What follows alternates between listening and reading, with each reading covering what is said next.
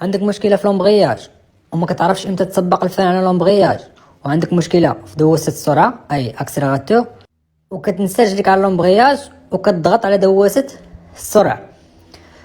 هاد المشاكل كاملين غادي نشوفوهم في هاد الفيديو باش ناخدو فكره على السياق. نخليكم مع الفيديو باش تعلموا تسوقوا بطريقه صحيحه. هابط في منحدر شديد الانحدار، لاحظ معايا كنضغط على الفران، كنبقى نضغط ونعاود نهز رجلي على الفران باش نخفف السرعه تدريجيا.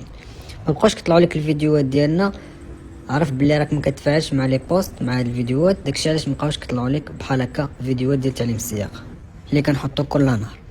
هنا لاحظ معايا غيرت الاتجاه اليسار، كنعاون بدواسه السرعه باش نزيد شويه السرعه باش ندير المستوى الثالث. لاحظتي مزيان؟ هنا قدامي واحد الراجلين كنخفف بالفران هو الاول، عاد كنضغط على لومبغياج. شوف كيفاش كنبدل المستوى، يعني حاول ما تبقاش ضاغط على لومبغياج. انا عاوتاني غنعاود نفس الخطوه، كنضغط على لومبغياج، كنمرر المستوى، كنحيد رجلي تدريجيا على لومبغياج. صافي منين كنبدل المستوى ما كيبقى عند لومبغياج حتى شي دور، خاصني نحيد رجلي على لومبغياج وندوز رجلي من دواسه الفران لدواسه اكسليراتور. هذه هي الطريقه. انا غنعاود. صافي لومبغياج مبقى عنده حتى شي دور، كنحيد رجلي على لومبغياج كنحطها على اليسار. هذه هي الطريقه.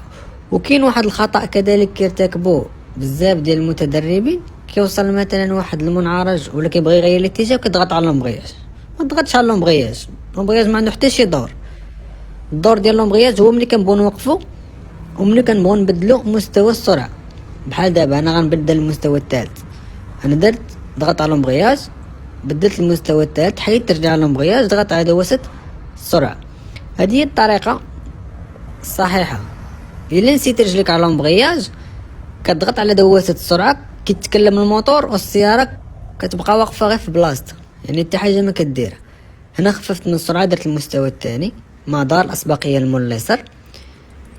هنا درت المستوى الاول. شوف طريقه الاقلاع، شوف كنهز رجلي تدريجيا على لومبغياج وكنضغط على دواسه السرعه.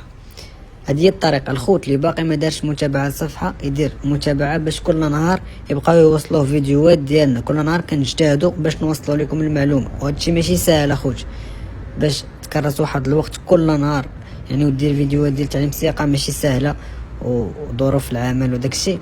كنتمنى الدعم الاخوان باش نستمروا في هذا المحتوى. قدامي واحد الدراجه كنخفف من السرعه، خاصني نستعمل مؤشر تغيير الاتجاه. ما تنساش مؤشر تغيير الاتجاه ضروري، باش الا كان جاي تبعنا شي سائق عرفنا بغينا نتجاوزو شي دراجه ولا شي حاجه قدام. اللهم يسر.